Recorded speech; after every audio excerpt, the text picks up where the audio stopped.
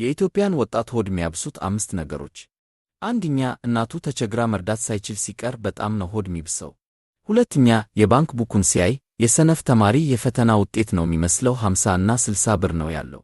ሶስተኛ፣ የበለቼ መቃሚያ ብር ጎሎት መጣቀሻ ሲቅም በጣም ነው ሆድ የሚብሰው። አራተኛ፣ መንገድ ላይ ለማኝ ሲለምነው ሆድ ይብሰዋል፣ ምክንያቱም ለማኙ እጅ ላይ ያለው ብር እሱ ካለው ብር ይበልጣል። አምስተኛ፣ ሰዎች ሥራ እንዴት ነው ሲሉት ሆድ ይብሰዋል፣ ምክንያቱም ሥራ የለውም። አይዞን ተስፋ እንዳቆርጥ አንድ ቀን ወንዶ መቃምህ አይቀርም።